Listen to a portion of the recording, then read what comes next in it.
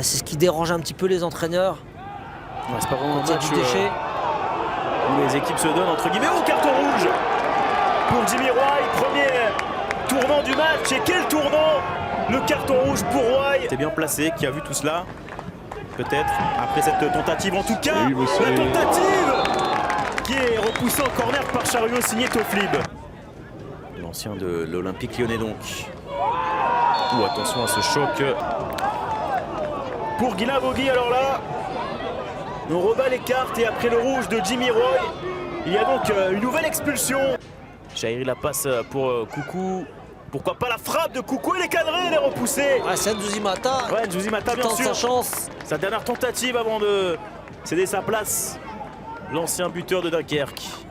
Et qui revient avec, sur son pied gauche pour se mettre en position de frappe.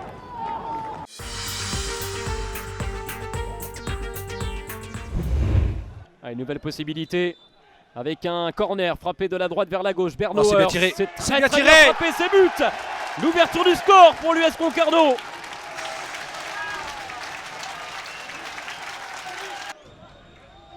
Sivis.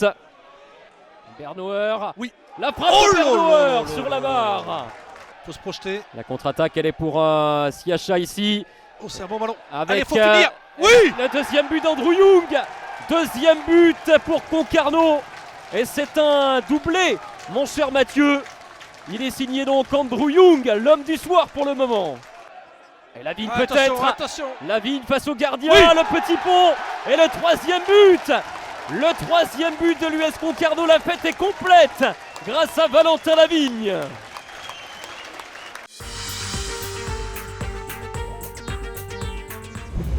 C'est parti pour Hicham Lab, il y a du monde dans la surface avec une tête à l'arrivée, celle de Bradley Danger, l'envolée de Steve Elana pour soulager ses partenaires. L'US Avranches avec Yacine Bahassa, le centre peut-être, Yacine Bahassa pour trouver un partenaire. Victor Lobry qui rôdait dans la surface, il n'obtiendra pas le ballon. Attention, il faut lui parler là à Bradley Danger parce que Kevin Rocheteau rôde. Attention, Bradley Danger qui va avoir le compte favorable, la frappe de Bradley Danger, le but! L'ouverture du score de l'US Avranches. Il a cru jusqu'au bout, le défenseur central de cette formation avranchinaise, qu'il allait s'en sortir, et à l'arrivée Steve Elana est surpris et un petit peu coupable peut-être aussi sur cette situation. En tout cas, l'US Avranches ouvre le score, le tout pour le tout. Les joueurs de Cholet, attention à cette superbe parade, j'ai cru qu'il était hors jeu mais non, pas du tout. À l'attaque avec Saad Trabelsi, son numéro 10 dans le dos, Benjamin Gomel. Saad Trabelsi qui récupère le ballon pour l'égalisation peut-être, et encore une fois Anthony Beuve, impeccable.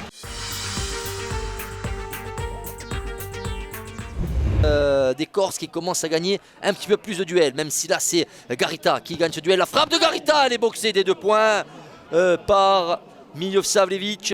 Ozumo qui récupère ce ballon, Ozumo qui va aller s'appuyer sur Kropanez, et Kropanez avec India Zarasuba, la frappe de Zarasuba et l'ouverture du score pour cette équipe du FC Bastia Borgo, le bijou d'Inza Zarasuba.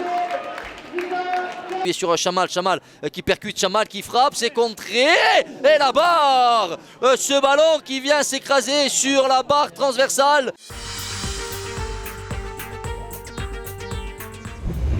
Attention, Anthony Robic, le bon centre et sans problème pour Maria, pour l'une des premières frappes cadrées, même si c'était plutôt un centre. Attention, avec cette erreur, on est tombé à l'entrée de la surface de réparation, penalty, et c'est le beau qui est allé chercher bien sûr cette faute.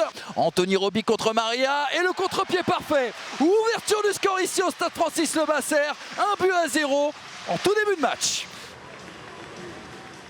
Leur décharge, même si je les défends pas, sinon Frappoli va être en colère après moi, mais... Attention, on va attendre avec cette frappe. Hop. La tour de contrôle au milieu de terrain. De l'autre côté, Anthony Robic. Anthony Robic qui s'est mis pied droit. Hop. Il a obligé Maria à se détendre. Mais quel coup de canon de la part d'Anthony Robic. Gilles Martinquez à l'aise des 2 pieds. Formé au stade Malherbe de Caen. Attention à ce ballon là avec cette frappe qui va être lourde de Fumutamuzo. Hop, le bel arrêt.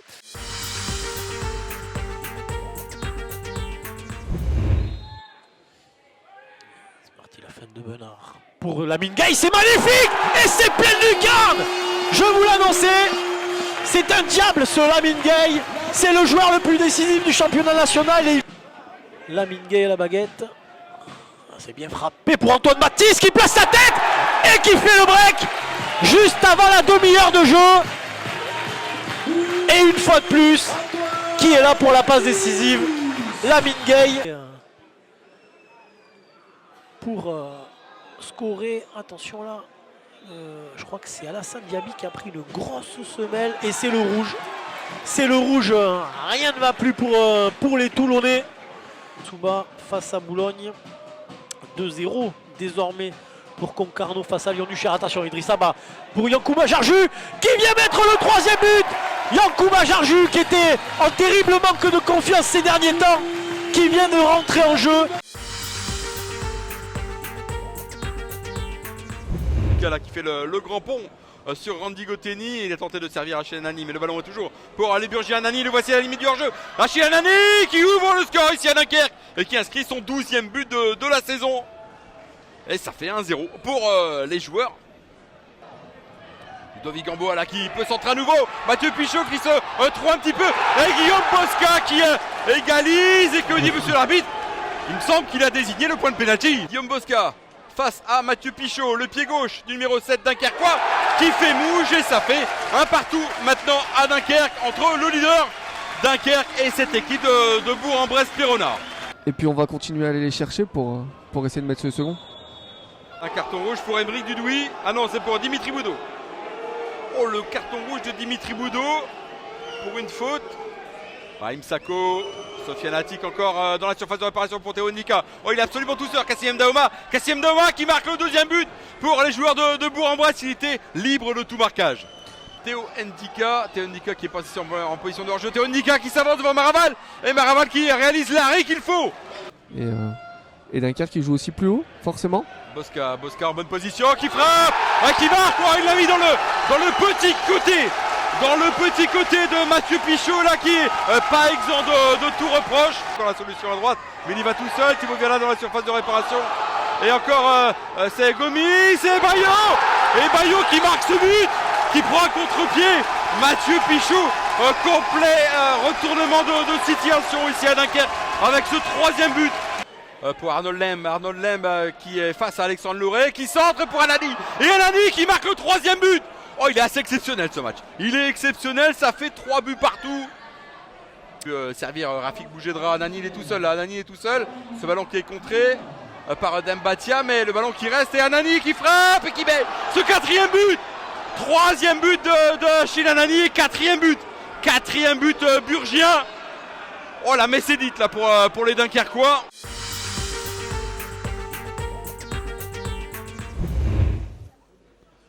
Qui est fait en déviation, reprise tout de suite et Lostis qui intervient une première fois. Ballon en retrait, attention, très dangereux. Et avec Lostis qui sort, très belle pas de intervention faute de Franck signalée. Lostis. Ouh là là, à l'entrée de la surface de réparation, monsieur l'arbitre qui va signaler une faute grossière et carton rouge pour Franck Lostis. Pour peut-être un centre, oui, c'est chose faite au point de pénalty. Wané de la tête et à nouveau. Et le but Pono qui survient à cette 70e minute. C'est bien ça. Donc but inscrit par Fedel Koumisti suite à un coup franc excentré. Eh ben fallait le dire, ça aurait été une exclusivité. Fais attention là parce que la frappe, pourquoi pas Jason Boyon au poteau. Le poteau pour Jason Boyon et... Allez, c'est bien parti au premier poteau, ça passe devant tout le monde, le but. L'ouverture du score pour QRM. Le but signé par le défenseur Lucas Toussaint qui vient ouvrir le score ici à Duvauchel à la surprise générale. Appel d'Alexia Rojo. On va faire revenir derrière du côté de QRM avec Bénédine. Le bon centre de Bénédine au deuxième poteau. Adao et le deuxième but. C'est Gaëtan Laura qui vient mettre le deuxième but pour les joueurs de QRM avec une nouvelle occasion très précise pour les Normands. Le centre de Mehdi Bénédine et ça fait 2-0. Allez, Lamine Ndao et Gaëtan Laura qui font des misères pour l'instant à la défense cristolienne. Gaëtan Laura, ce ballon magnifique pour Alexia Rojo. Le face-à-face, le centre derrière, le troisième but. C'est clinique du côté de QRM. Moussa Guel qui vient marquer le troisième but pour les joueurs de QRM. Ça fait 3-0 et encore un compte magnifiquement joué. Il est bien parti ce corner, la tête et le but. La réduction du score est signé Zakaria Belkouche, il me semble. Le but donc pour Créteil. Et Mogdad qui était tout près de mettre ce ballon dans les buts, ce sera finalement Zakaria Belkouche.